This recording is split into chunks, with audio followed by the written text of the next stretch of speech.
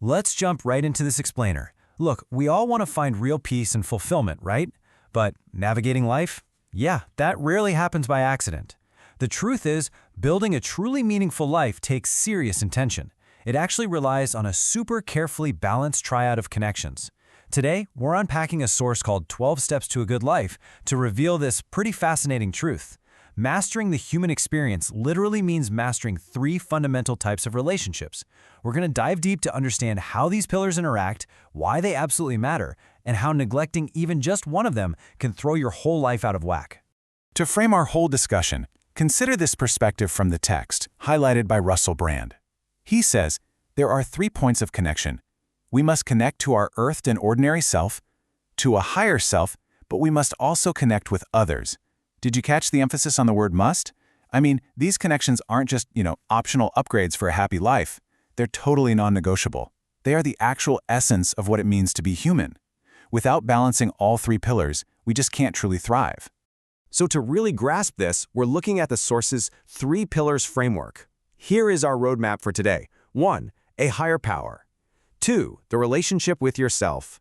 3. Others and the world. And finally, 4. Weaving the threads. Let's get right into it.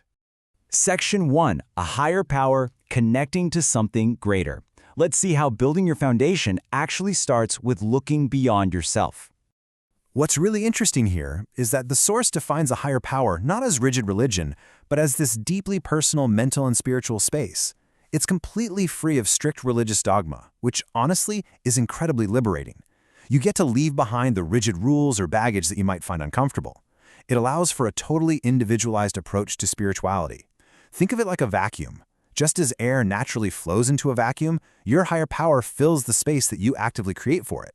It provides guidance, strength, and purpose, but most importantly, it gives you the freedom to define what gives your life meaning.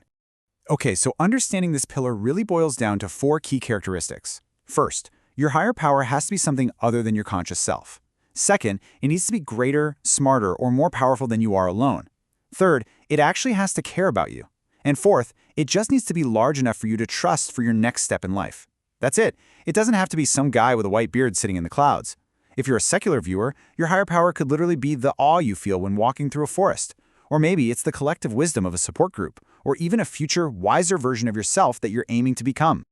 Moving right along to Section 2, the relationship with yourself, navigating your internal parts. Now we turn our focus inward to confront our most constant companion. You are a highly complex system of different parts.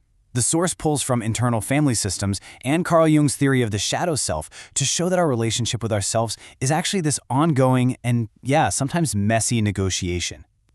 Imagine your mind is like a really busy boardroom.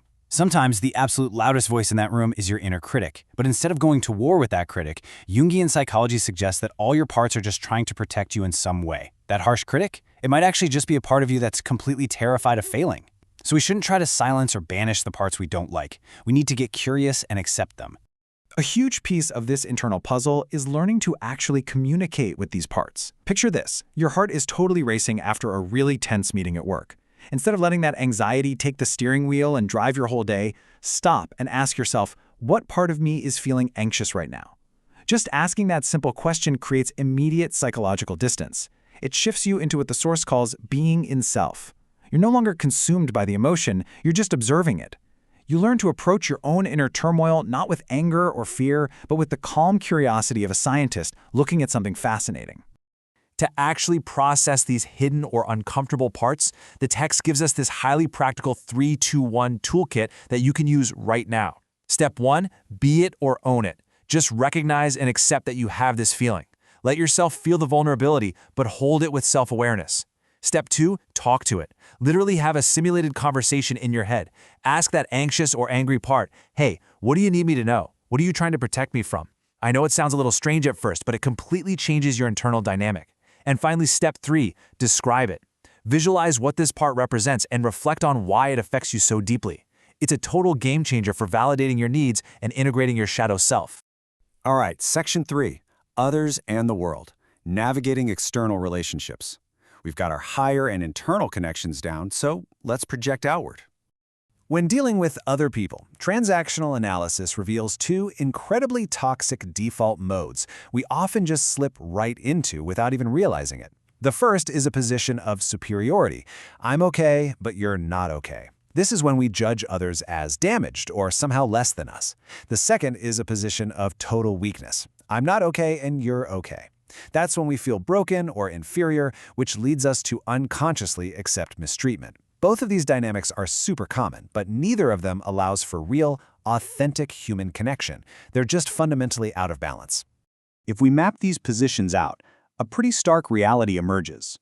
If you're walking around believing I'm not okay and you're not okay, you're stuck in a terrible state of absolute hopelessness and cynicism. The only sustainable bedrock for a healthy interaction is mutual respect. The belief that I'm okay and you're okay. Now, this is a profoundly difficult state to maintain, for sure. It means validating your own inherent worth while simultaneously holding space for the other person's inherent worth, even when they're frustrating you, even when you totally disagree with them. But it is absolutely the foundation of healthy social interaction. So what happens when our relationships become enmeshed? Well, breaking free from codependency means completely shifting how you view your responsibility to others. You have to assert boundaries, release that obsessive need to control people, and communicate your limits without apologizing for them.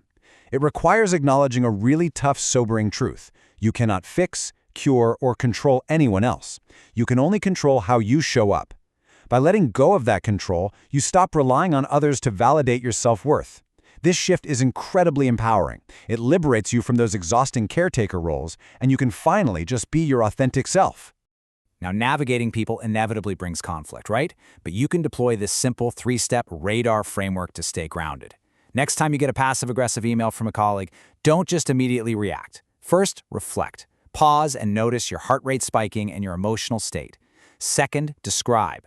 Name the issue entirely objectively. For example, they missed the deadline, without projecting malice or assuming their intent. Finally, respond. Choose an action that actually aligns with your core values, not your temper. It's a brilliant way to prevent emotional hijacking and ensure you respond with integrity every single time.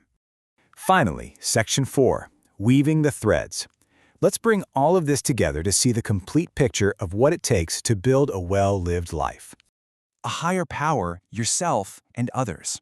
These are the vital interconnected threads weaving the beautiful tapestry of your human experience. Think about it. You can't pursue self-improvement in a sterile bubble, focusing solely on yourself and ignoring the world. And on the flip side, you can't lose yourself entirely in socializing and taking care of others while neglecting your own internal needs or a sense of higher purpose. Neglecting any one of these three pillars diminishes the whole shebang. Mastering all three interlocking connections is the only true way to unlock lasting peace and a profound sense of purpose. As we wrap up this explainer, I want to leave you with this provocative thought. Examine your own 3 pillars right now and ask yourself honestly, where does the repair work need to begin? Which of your 3 relationships needs the most attention today? Is your connection to a higher power feeling a bit distant and undefined? Are you judging your internal self way too harshly in your mental boardroom? Or are your boundaries with other people slipping into codependency? Identify your weakest thread and take that first brave step toward weaving a better, more connected life today.